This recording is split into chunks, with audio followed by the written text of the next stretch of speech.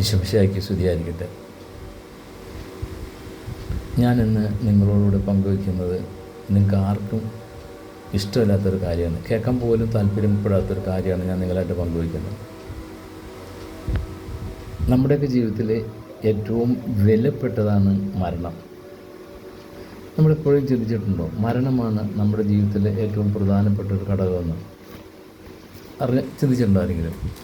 ഉണ്ടാകത്തില്ല. കാരണം വെച്ച് കഴിഞ്ഞാൽ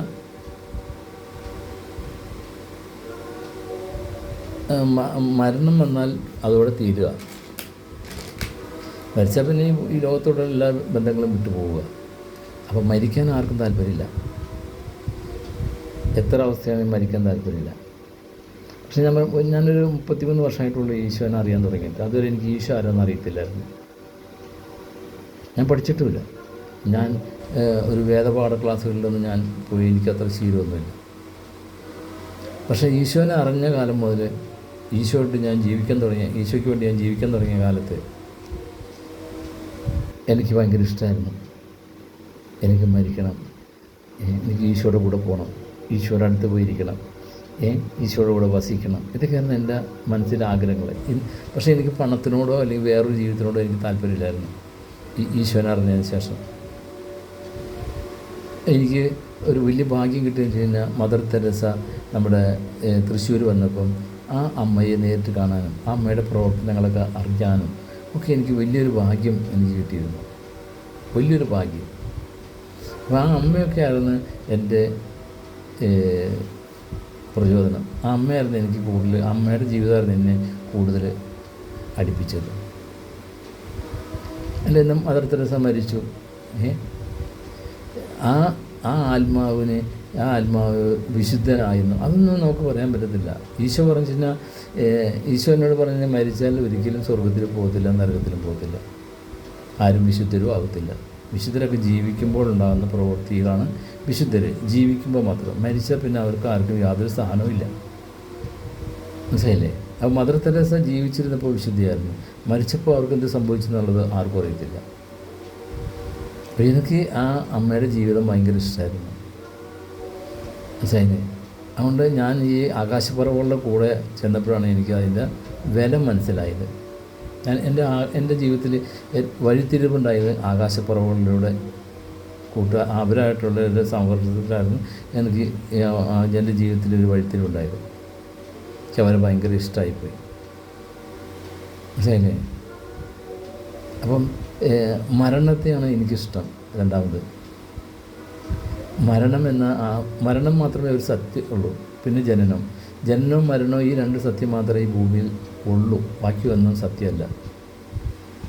അപ്പം മരിക്കുക എന്നുള്ളത് ഏറ്റവും വലിയ സത്യമാണ്. ഇപ്പോഴും എൻ്റെ ഒരു ആഗ്രഹം, ഇന്ന് ഈ രാത്രി ഞാൻ മരിക്കുന്നതായിരിക്കും എനിക്ക് ഏറ്റവും ഉചിതമായ സംഭവം. എൻ്റെ ഏറ്റവും സന്തോഷമുള്ള ദിവസം ഇന്ന് മരിച്ചാൽ അതാണ് എൻ്റെ ജീവിതത്തിലെ ഏറ്റവും വലിയ സന്തോഷം. ഇത് ഞാൻ നിങ്ങളോട് വെറുതെ പറഞ്ഞതല്ല. നിങ്ങളൊന്ന് ആഗ്രഹിച്ച് നോക്കി, നിങ്ങളൊന്ന് ആ മരണത്തെ ഒന്ന് സ്നേഹിച്ച് നോക്കി, ആ മരണത്തെ സ്നേഹിക്കുക. അപ്പം അറിയാം ഞാൻ പറഞ്ഞതിന് എന്തെങ്കിലും വ്യത്യാസമുണ്ടോ എന്ന്. കുടുംബം, മക്കൾ, ഭാര്യ, സ്വത്ത്, ഇതെല്ലാം ഇട്ടുകൊണ്ട് പോകാൻ മടിയില്ല. ഇതൊന്നും നമുക്ക് കിട്ടത്തില്ല, നമ്മുടേതല്ല, നമുക്കായിട്ടൊന്നും ഈ ഭൂമിയിലില്ല. ശരിയല്ലേ? നമ്മുടേതായിട്ടൊന്നും ഈ ഭൂമിയിലില്ല. എല്ലാം നമ്മൾ കൈമാറി പോകേണ്ടി വരും. കുറേ കഴിയുമ്പോൾ നമ്മൾ അറിയത്ത് പോലുമില്ല, നമ്മുടെ പേര് പോലും പൊങ്ങി വരില്ല എന്നാണ് പറയണത്, അല്ലേ? അതുകൊണ്ട് മരിക്കുക എന്നുള്ളത് ഒരു വലിയ, നിങ്ങൾ കേൾക്കുമ്പോൾ നിങ്ങൾക്ക് ചിരി വരും, അല്ലെങ്കിൽ നിങ്ങൾ തന്നെ കുറേ കളിയാക്കുന്ന പോസ്റ്റൊക്കെ ഇടും. അതൊന്നും എനിക്ക് ചെയ്യില്ല. നമ്മൾ എത്തോരം മരിക്കുന്നു, ആ മരണ ചടങ്ങിലൊക്കെ നമ്മൾ പോയി സംബന്ധിക്കുന്നുണ്ട്. ആരെങ്കിലും ഒരു നിമിഷം ചിന്തിച്ചിട്ടുണ്ടോ നാളെ ഇത് എനിക്ക് സംഭവിക്കും എന്നുള്ളത്? ഉണ്ടോ? അങ്ങനെ ചിന്തിച്ചിട്ടുണ്ടെങ്കിൽ ഇന്ന് ഈ ലോകത്ത് ഈ പ്രശ്നങ്ങളൊന്നും ഉണ്ടാകത്തില്ല. മനസ്സിലായോ? നാളെ ഞാൻ മരിക്കും. ഇന്ന് ആ വ്യക്തി മരിച്ചെങ്കിൽ നാളെ ഞാനാ മരിക്കണേ. ആ നാളെ ഞാൻ മരിക്കുമ്പോൾ ഞാൻ എന്തിനാണ് ഇതെല്ലാം കെട്ടിപ്പിടിച്ചിരിക്കണേ? വേണോ? വേണ്ട. പിന്നെ നമുക്ക് ഈ സമ്പത്തിൻ്റെ ഒന്നും ആവശ്യമില്ല, നമുക്കിതിൻ്റെ ഒന്നും ആവശ്യമില്ല. ഞാൻ ആരോടും സമ്പത്തിന് വേണ്ടി തർക്കിക്കാനോ ബഹളം വയ്ക്കാനോ ഒന്നും ഞാൻ പോയിട്ടില്ല. അവർ പറയും, ഞാൻ അനുസരിക്കും, അത്രേ ഉള്ളൂ. കാരണം എനിക്ക് അതിനകത്ത് വില പ്രത്യേകിച്ചൊന്നും കിട്ടാനോ നേടാനോ ഒന്നും എനിക്കില്ല. എനിക്കെല്ലാം എൻ്റെ ഈശോ എനിക്ക് തന്നിട്ടുണ്ട്. മനസ്സിലായില്ലേ? ഞാൻ അതേമാതിരി ജീവിക്കുന്നതുകൊണ്ടാണ് ഈശോ എനിക്ക് തരുന്നത്. എൻ്റെ ജീവിതം അതേപോലത്തെ ഒരു ജീവിതമായിരുന്നു, ഇപ്പോഴും ആണ്. സമ്പത്ത് എനിക്ക് ഇല്ല, പക്ഷേ എനിക്കുള്ളത് അത് ഞാൻ എല്ലാവർക്കും വീതിച്ചു കൊടുക്കും. ഞാൻ മാത്രം അനുഭവിക്കുകയല്ല ചെയ്യുന്നത്. അതായത് എനിക്കിപ്പോൾ കിട്ടുന്ന പെൻഷനാണ്, ആ പെൻഷൻ കാശ് കൊണ്ട് ഞാൻ മാത്രം കഞ്ഞി കുടിച്ച് പോവുകയല്ല ചെയ്യണേ, അത് മറ്റുള്ളവർക്കും കൂടി പങ്കുവെച്ച് കൊടുത്തിട്ടാണ് ഞാൻ ഓരോ ദിവസം മുന്നോട്ട് പോണത്. അപ്പോൾ പിന്നെ എനിക്ക് മരിക്കാൻ പേടിയുണ്ടോ? എനിക്ക് മരിക്കാൻ പേടിയില്ല. മരിക്കണം. മരണമാണ് ഏറ്റവും വലിയ ഭാഗ്യം. ഒരു മനുഷ്യനെ സംബന്ധിച്ച് ഏറ്റവും വലിയ ഭാഗ്യം മരണമാണ്. സമ്പത്തിൻ്റെ ഉടമയാണെങ്കിൽ വിട്ടുപോകാൻ പേടിയാവും അല്ലേ? ഇതെന്ത് ചെയ്യും, ഞാൻ പോയാൽ ഇതൊക്കെ നശിച്ചു പോവില്ലേ? ഒന്നുമില്ല. ഞാൻ നേരത്തെ പറഞ്ഞു, സ്വർഗത്തിലോ നരകത്തിലോ നമുക്ക് പോകാൻ പറ്റത്തില്ല. നമ്മൾ പോകത്തില്ല നമ്മൾ. കാരണം ഈശോ തന്നെ എന്നോട് പറഞ്ഞിട്ടുണ്ട്, അങ്ങനെ സംഭവമില്ല, നരകത്തിലോ സ്വർഗത്തിലോ നമ്മൾ പോകത്തില്ല. ഇനി ഒരു വിധിയുണ്ട് നമുക്ക്, മനസ്സിലായില്ലേ? നമ്മുടെ പ്രവൃത്തിക്കനുസരിച്ചൊരു വിധിയുണ്ട്. ആ വിധി നമ്മുടെ മരണത്തിൻ്റെ ഒരു സെക്കൻഡ് മുമ്പ് നമുക്ക് ഈശോ വചനത്തിൽ പറഞ്ഞിട്ടുണ്ട്, ഞാൻ രണ്ടാം വരും, വിധിക്കാൻ വരുമെന്ന്. അത് വരും, നമ്മുടെ ഭൂമിയിലേക്കല്ല. ഏത് മനുഷ്യൻ മരിക്കുന്നതിന് മുമ്പും ഒരു സെക്കൻഡ് മുമ്പ് അവന് ഈശോയെ കാണാം. വാനമേഘങ്ങളിൽ ഈശോനെ കണ്ട് ആ വിധി അവിടെ നടപ്പാക്കിയിട്ടാണ് നമ്മൾ മരിക്കുന്നത്. അതാണ് ഈശോയുടെ രണ്ടാം വരവ്. അല്ലാണ്ട് ഈശോ ഇവിടെ വന്ന് ജനിച്ച് കുരിശിൽ മരിക്കാനൊന്നും ഈശോ പോകത്തില്ല. ഈശോ വാനമേഖലയിൽ വരും. ആ മരിക്കുന്ന ആ മനുഷ്യന് വിധി അവിടെ നടപ്പാക്കും. മനസ്സിലായില്ലേ? അതിന് ജാതിയോ മതമോ ഒന്നുമില്ല. സർവ്വ മനുഷ്യനും യേശുക്രിസ്തുവിനെ കണ്ടിട്ടേ മരിക്കാൻ പറ്റത്തുള്ളൂ. അത് ക്രിസ്ത്യാനിക്ക് മാത്രമുള്ള യേശുക്രിസ്തു അല്ല. ഈശോ ക്രിസ്ത്യാനിക്ക് മാത്രമല്ല. അപ്പം അങ്ങനെ ഒരു സംഭവം നടക്കുമ്പം നമ്മളെന്തിനാ ഭയപ്പെടുന്നത്? നമുക്ക് ഭയപ്പെടേണ്ട കാര്യമില്ല ഇല്ലേ? ഇപ്പം നമ്മൾക്ക് സ്വർഗരാജ്യം കാണിച്ചു തരുന്നവരാണ് ആര്? വൈദികർ. നമുക്ക് സ്വർഗരാജ്യം കാണിച്ചു തരുന്നതാണ്. അവർക്കൊന്നും അത് കിട്ടത്തില്ല. ഞാൻ അവരും കുറ്റം പറഞ്ഞതല്ല, അവർക്കൊന്നും അത് കിട്ടത്തില്ല. കാരണം ഈ ഭൂമിയിൽ നന്മയോടെ ജീവിക്കുന്ന അതായത് രണ്ട് കാര്യം മാത്രം നമ്മൾ നോക്കിയാൽ മതി. ഈശോ പറഞ്ഞിരിക്കുന്ന രണ്ട് കാര്യം. നിനക്കുള്ളത് നീ മാത്രം അനുഭവിച്ചാൽ പോരാ. അത് ഫിലിപ്പിയർ ലേഖനത്തിൻ്റെ 2-ാം അധ്യായത്തിൻ്റെ 4-ാം വചനത്തിനാണ് എനിക്ക് ഓർമ്മ. നീ മാത്രം അത് സ്വീകരിച്ചാൽ പോരാ, അത് മറ്റുള്ളവർ കൂടി ഉപകാരപ്പെടുന്ന രീതിയിൽ പങ്കുവയ്ക്കണം. പിന്നെ രണ്ടാമത്തെ ഒരു കാര്യം, ഈ ചെറിയവന് ചെയ്യുന്നത് അത് എനിക്ക് തന്നെയാണ് ചെയ്യുന്നത്. അപ്പോൾ ഈശോയ്ക്ക് നമ്മൾ ചെയ്തു കൊടുക്കണം. ഇത് രണ്ടും മാത്രം ചെയ്താൽ മതി ഈ ഭൂമിയിൽ. അതാരായാലും, സമ്പത്തുള്ളവനായാലും സമ്പത്തില്ലാത്തവനായാലും ദരിദ്രനായാലും ആരാണെങ്കിലും ആ 2 കാര്യം ചെയ്താൽ അവൻ്റെ ജീവിതം ധന്യമായി. അതിൽ ഏറ്റവും വലിയ കാര്യം വെച്ച് കഴിഞ്ഞാൽ ഈശോയ്ക്ക് നമ്മളോടൊരു കടപ്പാടുണ്ടാക്കി വെക്കണം. ഈശോയ്ക്ക് നമ്മളോടൊരു കടപ്പാടുണ്ടാക്കി വെക്കണമെങ്കിൽ നമ്മൾ ഈ 2 വചനം പാലിച്ചാൽ ഈശോയ്ക്ക് നമ്മളോട് കടപ്പാടാകും. മനസ്സിലായോ? അല്ലാതെ ഈശോയ്ക്ക് നമ്മളോട് കടപ്പാടുണ്ടാകത്തില്ല. നമ്മളൊക്കെ പറയും ഈശോനെ സ്നേഹിക്കുന്നത്. ആരാ ഈശോനെ സ്നേഹിക്കുന്നത്? ആരാ ഈശോനെ സ്നേഹിക്കുന്നത്? ഇപ്പോൾ ഈശോയുടെ അടുത്തേക്ക് ആരെങ്കിലും പോകുന്നുണ്ടോ? ഇപ്പോൾ പോകുന്നത് എങ്ങോട്ടാ? ഈശോ ദൈവം വിലക്കിയിരിക്കുന്ന വിഗ്രഹത്തിലേക്കാണ് നമ്മളെല്ലാം പോണത്. സത്യമാണ്, നിങ്ങളൊന്ന് മനസ്സിലാക്കുക. നമ്മളൊക്കെ അറിവില്ലായ്മ കൊണ്ട് ചെയ്യുന്ന തെറ്റല്ലേ? അത് ഈശോ ഈ മനുഷ്യകുലത്തോട് എന്തോരം വേദനയുണ്ടെന്നറിയാമോ? ഈശോയുടെ വചനത്തിൽ ഒരു സ്ഥലത്തും പറഞ്ഞിട്ടില്ല, പുതിയ നിയമത്തിൽ ഒരു സ്ഥലത്തും പറഞ്ഞിട്ടില്ല ഒരു വിശുദ്ധനെ ആരാധിക്കണമെന്ന്. മനസ്സിലായില്ലേ? വിശുദ്ധരില്ല, വിശുദ്ധർ നമ്മളാണ്. ജീവിച്ചിരിക്കുമ്പോൾ ചെയ്യുന്ന നന്മ പ്രവൃത്തിയുടെ ഫലമാണ് വിശുദ്ധരാകുന്നത്. മരിച്ചല്ലാതെ അതായിപ്പോടെ വിട്ടുപോവുക.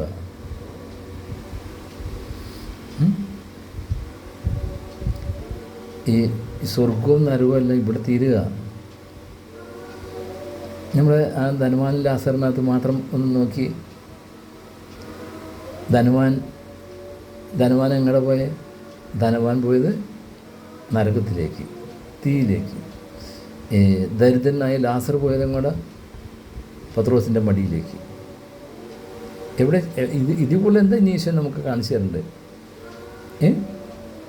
അപ്പം നമ്മൾ ധനവാനായാൽ സ്വർഗത്തിൽ പോകാൻ പറ്റുമോ? ആയാൽ പോകാം. ധനവാനാണെന്ന് വെച്ചാൽ നമ്മൾ സ്വർഗത്തിൽ കയറ്റാതൊന്നും ഒരിക്കത്തില്ല. പക്ഷേ നമ്മൾ ഈ 2 വചനം പാലിക്കണം. അവിടെ വരുമ്പോഴാണ് നമ്മുടെ ഭാവവ്യത്യാസങ്ങൾ വരുന്നത്. അവിടെയാണ് നമ്മൾ തെറ്റിപ്പോകുന്നത്. എൻ്റെ സ്വത്ത് എൻ്റെ മക്കൾക്കും ഒക്കെ വേണ്ടിയിട്ടുള്ളത്, അന്യന് വേണ്ടിയിട്ടുള്ളതല്ല. അപ്പം പിന്നെ അതിന് പ്രസക്തിയില്ല. അപ്പോൾ അതുകൊണ്ടാണ് യേശു പറഞ്ഞ് ധനവാൻ സ്വർഗരാജ്യത്തിൽ പ്രവേശിക്കുന്നതിനേക്കാൾ ഭേദം ഒട്ടകം സൂചിക്കുഴയിലൂടെ കടന്നു പോകുന്നതാണ്. അപ്പം എന്നെ കേൾക്കുന്ന നിങ്ങൾ ഒന്ന് ശ്രദ്ധിക്കുക. ആര് ധനവാനായിട്ടുണ്ടോ അവൻ ഈ 2 വചനം ഒന്ന് പാലിച്ചാൽ അവനും ഈ ഭൂമിയിലെ സ്വർഗം കിട്ടും. അതല്ലേ? ഈ ലാസറിനൊന്നുമില്ലായിരുന്നു, ഭക്ഷിക്കാൻ പോലും ഉണ്ടായിരുന്നു. ധനവാൻ്റെ മേശയിൽ വീഴുന്ന എച്ചിലിരുന്നാണ് അവൻ ജീവിച്ചത്. അപ്പോൾ അവനങ്ങോട്ട് പോയി, സ്വർഗത്തിലേക്ക് പോയി. ഇത് ഈശോയുടെ ഉപമ നമ്മളെ കാണിച്ചു തന്നിട്ടുള്ളതാണ്. അപ്പോൾ നമ്മളും അതൊന്ന് പാലിച്ചൊക്കെ പോയാൽ നമ്മുടെ ജീവിതത്തിലും വലിയ നേട്ടങ്ങളുണ്ടാവും. അപ്പോൾ ഈ മരണമാണ് നമുക്ക് നേട്ടമായി മാറുന്നത്. അങ്ങനെ ചെയ്യുന്നൊരു വ്യക്തിക്ക് മരണത്തെ സ്വീകരിക്കാൻ സാധിക്കും. അങ്ങനെ ചെയ്യുന്ന വ്യക്തിക്ക് മരണത്തിന് ഭയപ്പെടേണ്ട. അല്ലേ? നമ്മളെയൊക്കെ പഠിപ്പിച്ചിരിക്കുന്നത് അങ്ങനെയല്ലേ? പാപം ചെയ്താൽ നരകത്തിലും നന്മ ചെയ്താൽ സ്വർഗത്തിലും, അല്ലേ? നമ്മളെ പഠിപ്പിക്കുന്നവർക്കും ബാധകമാണത്, നമുക്ക് മാത്രമല്ല. അതുകൊണ്ട് ജീവിതത്തിൽ ഏറ്റവും പ്രധാനപ്പെട്ടതും വിലപ്പെട്ടതും ആയ നമ്മൾ ക്രിസ്തുവിനെയാണ് ആരാധിക്കുന്നതെങ്കിൽ, ക്രിസ്തുവിനെയാണ് വിശ്വസിക്കുന്നതെങ്കിൽ നമുക്ക് ഏറ്റവും കൂടുതൽ ആഗ്രഹമുള്ള സാധനം അതിനെ അറിയണം കേട്ടോ. ഈശോയെ അറിഞ്ഞ് ജീവിക്കുന്ന ഒരു വ്യക്തിക്ക് മാത്രമേ അവൻ്റെ ജീവിതത്തിന് മരണത്തിന് വിലയുള്ളൂ. അല്ലെങ്കിൽ ഒന്നും കിട്ടത്തില്ല, അല്ലെങ്കിൽ ഒന്നും ഉണ്ടാകത്തില്ല. അപ്പോൾ എൻ്റെ ജീവിതത്തിലെ ഏറ്റവും പ്രധാനപ്പെട്ടതും വിലപ്പെട്ടതും അമൂല്യവുമായ ഒന്നാണ് മരണം.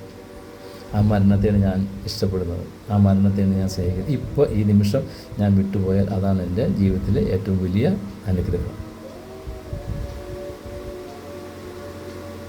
മരിക്കണം. ഇവിടെ 1-2 വചനമുണ്ട്. അതായത് ജ്ഞാനത്തിൻ്റെ പുസ്തകം 2-ാം അധ്യായത്തിൻ്റെ 2-ാം തിരുവചനം വരെ തുടങ്ങണം.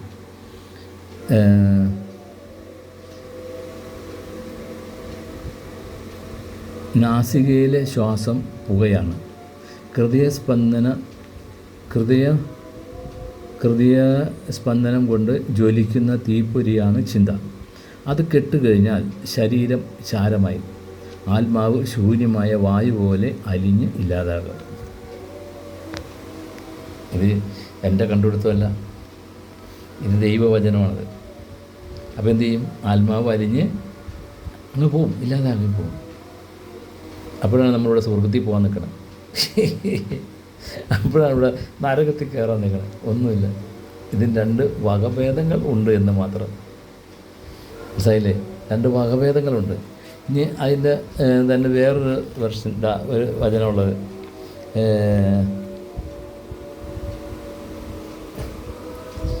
നമ്മുടെ സഭാപ്രസംഗം അതിൻ്റെ 9-ാം അധ്യായത്തിൻ്റെ 5-ാം തിരുവചനം. അതിപ്രകാരം പറഞ്ഞു, മരിച്ചവരാകട്ടെ ഒന്നും അറിയുന്നില്ല, അവർക്ക് ഒരു പ്രതിഫലവും ഇനി ഇല്ല. അവരെക്കുറിച്ചുള്ള സ്മരണ അസ്തമിച്ചിരിക്കുന്നു. അവരുടെ സ്നേഹവും ദേഷ്യവും അസൂയയും നശിച്ചു കഴിഞ്ഞു.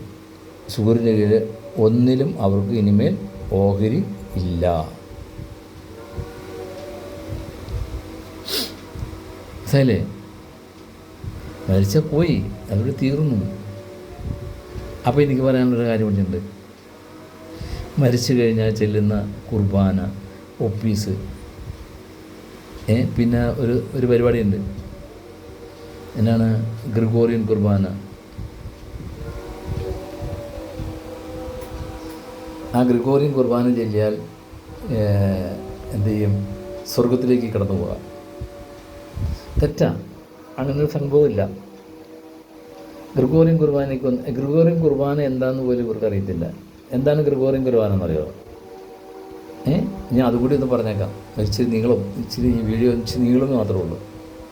ഗ്രിഗോറിയൻ കുർബാന എന്ന് പറഞ്ഞാൽ ഒരു സന്യാസി സമൂഹം, ആ സമൂഹത്തിൽ ഉള്ള അന്നത്തെ കാലത്ത് നൂറ്റാണ്ടുകൾക്ക് മുമ്പ് ഉണ്ടായ ഒരു സംഭവമാണത്. അപ്പം അവർ രാവിലെ എഴുന്നേറ്റ് പോവും.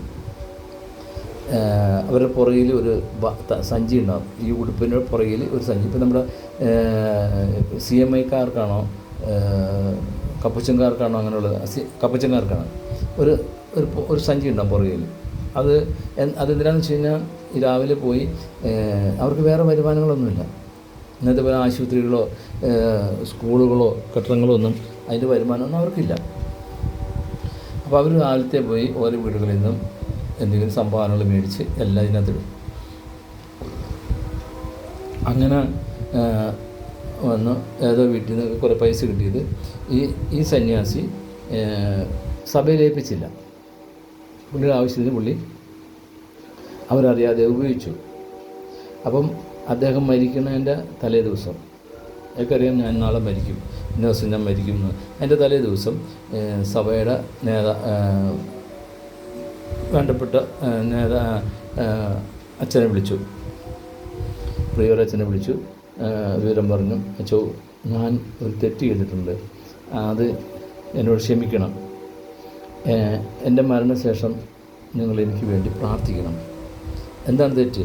ഞാനിങ്ങനെ ഈ സന്യാസി ജീവിതത്തിൽ പോയി കിട്ടിയ ആ ധർമ്മം ഞാൻ എൻ്റെ ആവശ്യത്തിന് ഉപയോഗിച്ചു, ഇവിടെ പറയാതെ ഞാൻ ഉപയോഗിച്ചു. അതൊരു വലിയ തെറ്റാണ്.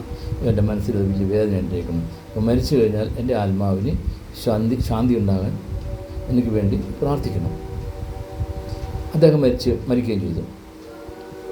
അദ്ദേഹം മരിച്ചു കഴിഞ്ഞ് അങ്ങനെ അടക്കി കഴിഞ്ഞപ്പം ഈ സഭാ മേലധികാരി ആ കോൺഗ്രിഗേഷനിലുള്ള എല്ലാ വൈദികരെയും വിളിച്ചു. ഗ്രിഗോറിയൻ കുർബാനയുടെ കാര്യമാണ് ഞാൻ പറഞ്ഞത്. എല്ലാ വൈദികരെയും വിളിച്ചിട്ട് പറഞ്ഞു, നമുക്ക് ഇന്ന അച്ഛന് വേണ്ടിയിട്ട് പ്രാർത്ഥിക്കണം, കുർബാന ചൊല്ലണം. അപ്പോൾ അതിനു വേണ്ടി ഒരു മാസക്കാലം നമ്മൾ ഉപവസിച്ച് പ്രാർത്ഥിക്കണം. ആ സഭയിലുള്ള മുഴുവൻ പേരും ഉപവസിച്ച് പ്രാർത്ഥിച്ചു. ഒരു മാസക്കാലം ഉപവസിച്ച് പ്രാർത്ഥിച്ചു. അവർ ചൊല്ലിയ ഒരു കുർബാനയാണ് ഗ്രിഗോറിയൻ കുർബാന. മനസ്സിലായോ? അപ്പോൾ ഗ്രിഗോറിയൻ കുർബാന ഒരു വൈദികനെ കൊണ്ടോ 2 വൈദികനെ വിചാരിച്ചാലോ 3 വൈദികൻ വിചാരിച്ചാലോ ചൊല്ലാവുന്ന കാര്യമല്ല ഗ്രിഗോറിയൻ കുർബാന.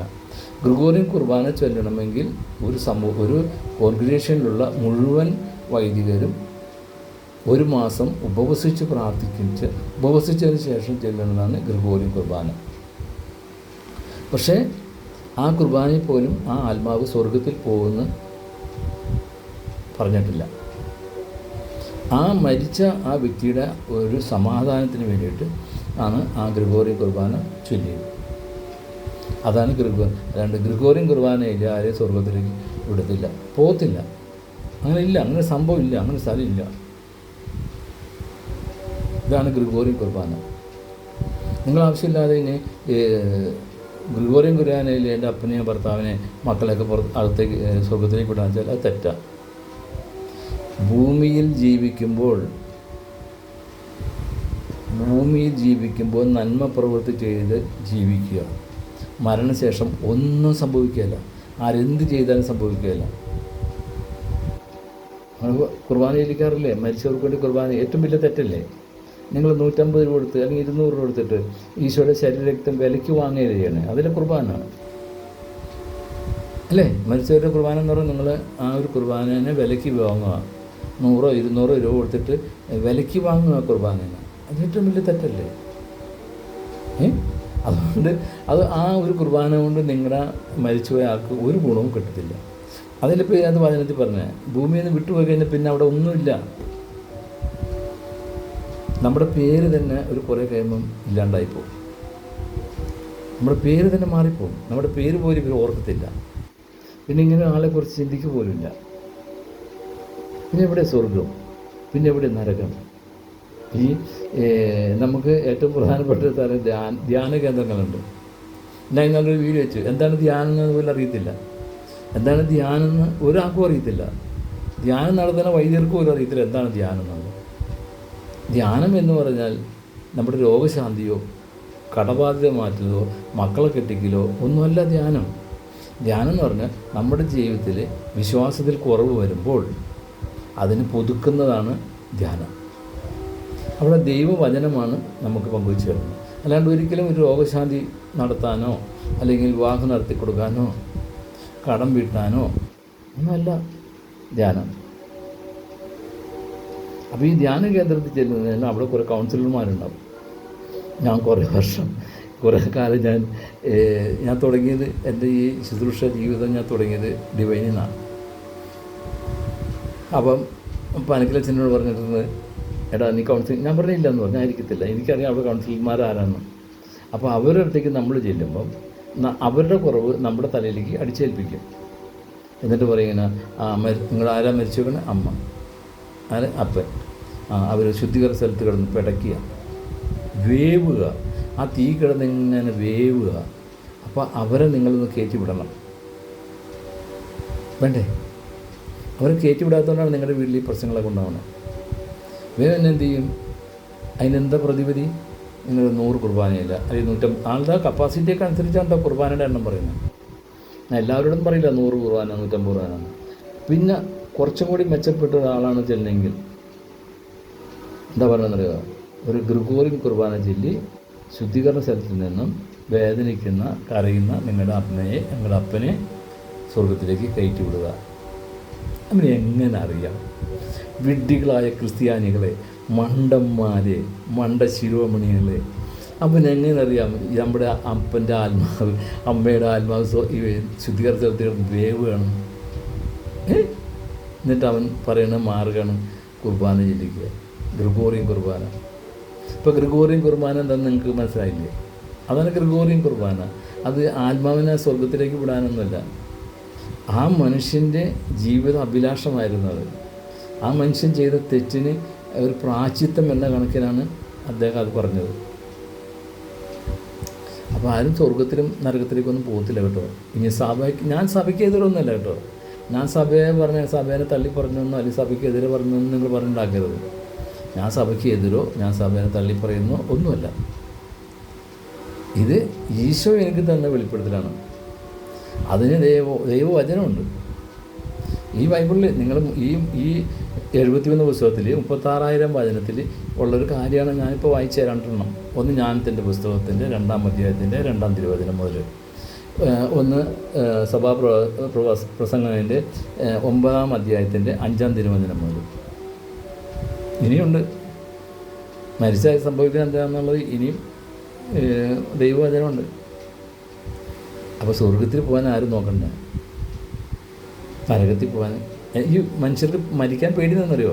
നമ്മളിങ്ങനെ ഇത് പറഞ്ഞ് പേടിപ്പിച്ചിരിക്കുക, നരകത്തിൽ പോകുന്നു. അപ്പോൾ നരകത്തിൽ പോയി ആ തീ കിടന്ന് വേവണേക്കാളും ഭേദം ഈ ഭൂമിയിലെ തീ കിടന്ന് വേവണല്ലേ നല്ലത്? ഈ ഭൂമിയിലെ സുഖമല്ലേ നല്ലത്? അല്ലേ? അതുകൊണ്ട് ആൾക്കാർക്ക് മരിക്കാൻ പേടി. അതാണ് ഞാൻ ഇതിപ്പോൾ നോക്കിയോ, ഇത് കേൾക്കണവരാരെങ്കിലും ഉണ്ടെങ്കിൽ എന്നെ വിമർശിക്കും. എനിക്കത് വിഷയമല്ല. ഞാൻ നിങ്ങളെ ആരും ഉൾപ്പെടുത്തിയിട്ടില്ല കേട്ടോ. നിങ്ങളാരും ചെയ്യണമെന്ന് ഞാൻ പറഞ്ഞു. ഞാൻ എൻ്റെ കാര്യം ഞാനൊന്ന് പറഞ്ഞു എന്ന് മാത്രം.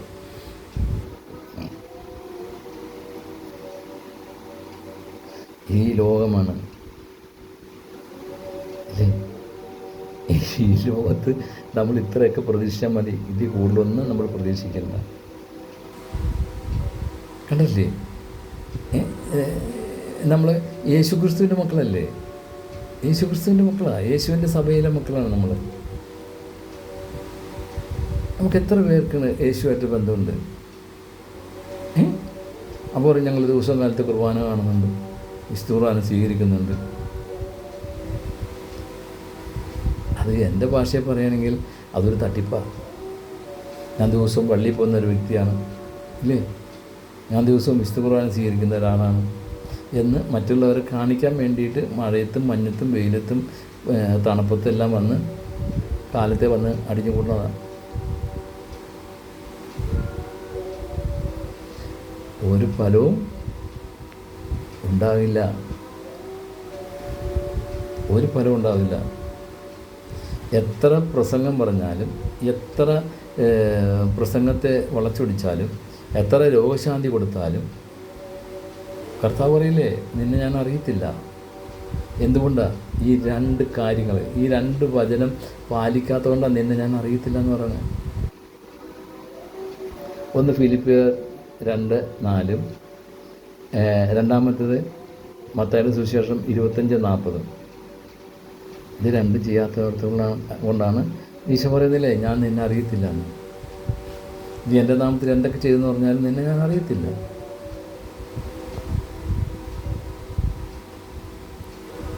പ്രസംഗിക്കാൻ എല്ലാവർക്കും കഴിയും അല്ലേ, ജീവിക്കാൻ കഴിയത്തില്ല. പ്രവൃത്തിയില്ലാത്ത വിശ്വാസം നിർജീവമാണെന്ന് കൂടി വചനം പറയുന്നുണ്ട്. ഞാനിപ്പോൾ അതിലേക്കൊന്നും പോകുന്നില്ല, അതല്ല എൻ്റെ വിഷയം. എൻ്റെ വിഷയം എന്ന് പറഞ്ഞാൽ ഞാൻ നിങ്ങളായിട്ട് പങ്കുവയ്ക്കുന്നത് നിങ്ങളുടെ സഹായമൊന്നും കിട്ടാൻ വേണ്ടിയിട്ടല്ല, നിങ്ങളെ ഇനി മരണത്തിലേക്ക് വിളിക്കാനുമല്ല. നിങ്ങൾ മരണത്തിലേക്ക് പോകില്ലെന്നും എനിക്കറിയാം, മരണത്തെ നിങ്ങൾ ഇഷ്ടപ്പെടുന്നില്ലെന്നും എനിക്കറിയാം. ഞാൻ എൻ്റെ ഒരു കാര്യം ഞാൻ പറഞ്ഞാണ്, എനിക്ക് ഇന്ന് രാത്രി മരിച്ചാൽ അത്രയും നല്ലതാണ്. കാരണം ഞാൻ ഏറ്റവും കൂടുതൽ ഇഷ്ടപ്പെടുന്നത് മരണത്തെയാണ്.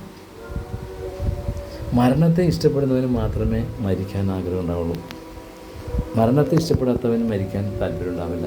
കാരണം അവന് ഇനി ഈ ഭൂമിയിൽ ജീവിക്കണം, അല്ലേ? ഇനി ഈ ഭൂമി ജീവിക്കണം. അതിന് എന്ത് വില കൊടുത്തിട്ടാണെങ്കിലും അവൻ നിലനിർത്തും. അപ്പോൾ ചോദിക്കും, നിങ്ങൾ മരുന്ന് മേടിച്ച് കഴിക്കുന്നില്ലേ? നിങ്ങൾ ആശുപത്രി പോകുന്നില്ലേ? നിങ്ങൾക്ക് ഞാൻ ആശുപത്രി പോകുന്നുണ്ട്, ഞാൻ മരുന്ന് മേടിക്കുന്നുണ്ട്. മരുന്ന് മേടിച്ചിട്ട് മരിക്കില്ലെന്നുണ്ടോ? ആശുപത്രി പോയി വെച്ചിട്ട് മരിക്കില്ലെന്നുണ്ടോ?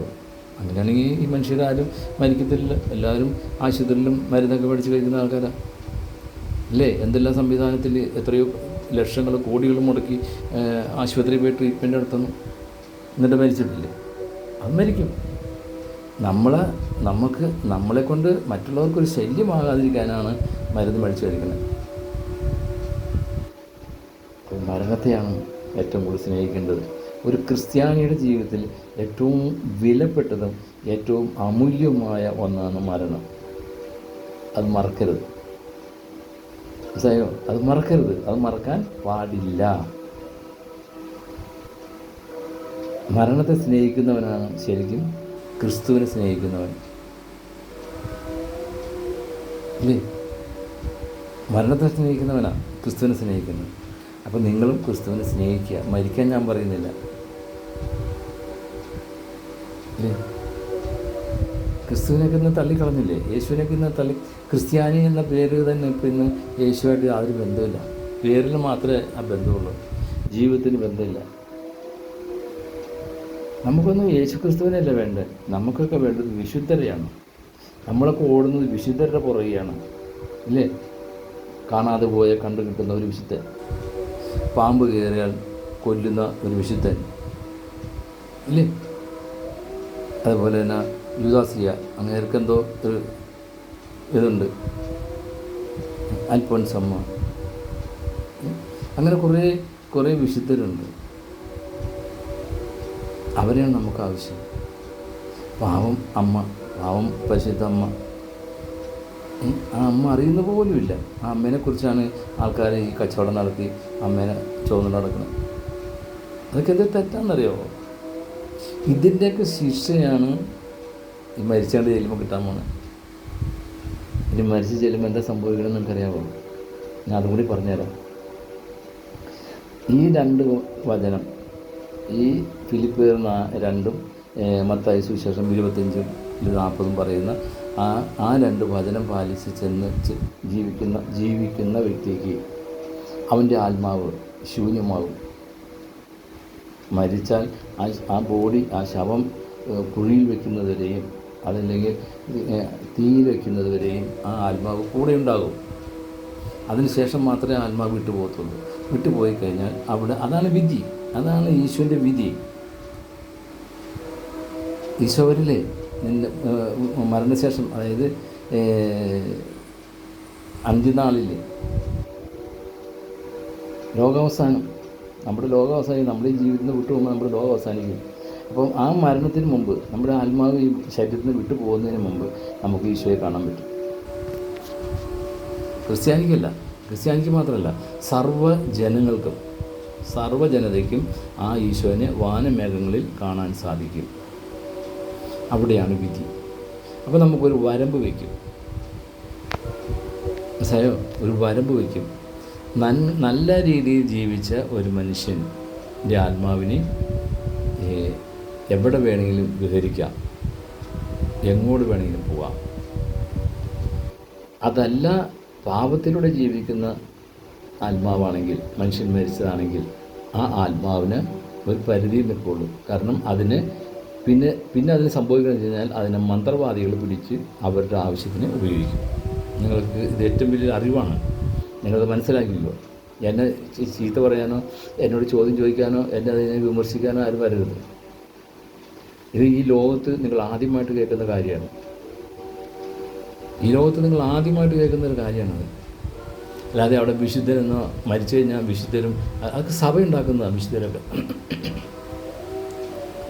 ഇതാണ് മരണശേഷം നമുക്ക് സംഭവിക്കുന്നത്. ശരിയല്ലേ? അല്ലാണ്ട് ശുദ്ധീകരണ സ്ഥലത്ത് തീ കിടന്ന് വേവാനൊന്നും നമ്മുടെ ആത്മാവിന് രോഗം ഉണ്ടാവില്ല. നന്മ ചെയ്ത് ജീവിക്കുന്ന, ഈ 2 വചനം പാലിച്ച് ജീവിക്കുന്ന ഒരു ആത്മാവിന് എവിടെ വേണമെങ്കിലും പഞ്ഞിക്കെട്ട് പോലെ പറഞ്ഞു നടക്കാം. അതല്ല, ഇതൊന്നുമില്ലാത്ത തെറ്റ് ചെയ്ത് പാപം ചെയ്ത് അങ്ങനെ അശുദ്ധമായിട്ട് ജീവിക്കുന്നവരുടെ ആത്മാവിന് ഒരു പരിധിയിൽ നിൽക്കാം. അത് കഴിഞ്ഞാൽ അതിന് വേറെ ആൾ പിടിച്ചോട്ട് പോകും. ഇതാണ് ഇതിൻ്റെ സംഭവം. അല്ലാതെ സ്വർഗത്തിൽ പോകുന്ന നരകത്തിൽ പോകുന്ന നിങ്ങൾ ആരും പേടിക്കണ്ട. അപ്പം മരണത്തിന് ഞാൻ കുറേ കാലമായി പറയാൻ തുടങ്ങിയിട്ട്, പക്ഷേ അതിൽ എനിക്ക് വിട്ടുപോട്ട് പോവുക. ഇന്നിപ്പോൾ ഇത് പറഞ്ഞേ പറ്റുമെന്ന് എനിക്ക് തോന്നി. ചിലപ്പോൾ ഒരു പക്ഷേ നാളെ ആയിരിക്കും എൻ്റെ മരണം. അപ്പോൾ ഞാനായിരിക്കും ഏറ്റവും കൂടുതൽ ഭാഗ്യവാൻ, ഞാനായിരിക്കും ഏറ്റവും കൂടുതൽ സന്തോഷിക്കുന്ന ഒരു മനുഷ്യൻ. നാളെ ഞാൻ മരിച്ചാൽ ഞാനാണ് ഈ ലോകത്തെ ഏറ്റവും വലിയ ഭാഗ്യവാൻ, അല്ലെങ്കിൽ ഞാനാണ് ഈ ലോകത്തെ ഏറ്റവും വലിയ ഭാഗ്യവാൻ എന്നെനിക്കറിയാം. അതുകൊണ്ട് നിങ്ങളാരും ദൈവത്തെ, യേശുവിൻ്റെ തള്ളിക്കളഞ്ഞ ഒരു ജീവിതത്തിലേക്ക് പോകരുത്. മരണമാണ് നേട്ടം, ക്രിസ്തുവാണ് ജീവിതം. ഇതെല്ലാം ബൈബിളിലുള്ളതാണ്. ഇതൊക്കെ നമുക്ക് വെറുതെ ആർക്കെങ്കിലുമൊക്കെ പറഞ്ഞു കൊടുക്കാനേ പറ്റുള്ളൂ. മരണം എന്ന് കേൾക്കുമ്പോഴേ നമുക്ക് പേടിയാണ്, അല്ലേ? മരണം എന്ന് കേൾക്കുമ്പോഴേ പേടിയാണ്. ഇനി മരിച്ചെന്ന് വിചാരിച്ച ഒരാളും വിശുദ്ധനാവില്ല, അശുദ്ധനും ആവത്തില്ല. ആ ആത്മാവ് ഇങ്ങനെ ശൂന്യമായി നടക്കും. നമ്മുടെ പേര് തന്നെ കുറേ കഴിയുമ്പം വിട്ടുപോകും. മക്കളും ഭാര്യയും കുടുംബക്കാരും എല്ലാം നമ്മൾ വിട്ടുപോകും. നമ്മുടെ കൂട്ടുകാരെല്ലാം നമ്മളിന്ന് ആ പേരെ വിട്ടുപോകും. അതുകൊണ്ട് മരണത്തെ സ്നേഹിക്കുക. അതാണ് ഇന്ന് ഞാൻ നാളെ നീ. മരണാവശ്യങ്ങളൊക്കെ ചെല്ലുമ്പം, മരിച്ചടക്കനൊക്കെ ചെല്ലുമ്പം നിങ്ങളൊന്ന് നോക്ക്, ഒന്ന് ചിന്തിച്ച് നോക്ക്. ദൈവമേ, നാളെ ഞാനായിരിക്കത്തില്ലേ? നാളെ ഞാനായിരിക്കും നാളെ മരിക്കുന്നത്. ഞാൻ കിടക്കണം ഇതേപോലെ പെട്ടിയിൽ, ഇല്ലേ? ഞാൻ കയറണം ഇതേപോലെ ചിതയിലേക്ക്. അപ്പം അപ്പോൾ എൻ്റെ ജീവിതത്തിൽ നന്മയുണ്ടെങ്കിൽ മാത്രമേ എനിക്ക് രക്ഷയുള്ളൂ. അതുകൊണ്ട് നിങ്ങൾക്കുള്ള അനാവശ്യമായിട്ട് കുറേ സ്വത്തുക്കൾ ഇരിപ്പില്ലേ, അത് കുറേ അങ്ങനെ പൊട്ടിക്ക് പാവപ്പെട്ടവർക്ക് കൊടുക്ക്, അവർ രക്ഷപ്പെടട്ടെ. അവർ രക്ഷപ്പെടുന്നേക്കാൾ ഉപരിയായിട്ട് നമുക്ക് ഈശോയുടെ അടുത്തേക്ക് നമുക്ക് കൂടുതൽ അടുക്കാൻ പറ്റും. ശരി. അതുകൊണ്ട് എല്ലാവരും നാളത്തെ മരണത്തെക്കുറിച്ച് ചിന്തിച്ച് നല്ല രീതിയിൽ ജീവിച്ച് നല്ലപോലെ ഒരുങ്ങി മുന്നോട്ട് പോവുക. എന്നെ കേൾക്കുന്ന നിങ്ങൾക്ക് ഇതൊരു അസ്വസ്ഥതയായിരിക്കും, ബുദ്ധിമുട്ടായിരിക്കും എന്നൊക്കെ എനിക്കറിയാം. എന്നാലും അവരോട് സ്നേഹം നിറഞ്ഞ വാക്കുകൊണ്ട് ഞാൻ നന്ദി പറയുകയാണ്. നിങ്ങൾ എനിക്ക് വേണ്ടി ഈശോയോട് പ്രാർത്ഥിക്കണം. എന്തിന്? ആ മനുഷ്യൻ്റെ ആഗ്രഹം എത്രയും പിടിയെന്ന് സാധിച്ചു കൊടുക്കാൻ. ഇത്രയും പറഞ്ഞുകൊണ്ട് ഞാൻ എൻ്റെ വാക്ക് അവസാനിപ്പിക്കുന്നു. ഈശോ മിശിഹായ്ക്കും സ്തുതിയായിരിക്കട്ടെ.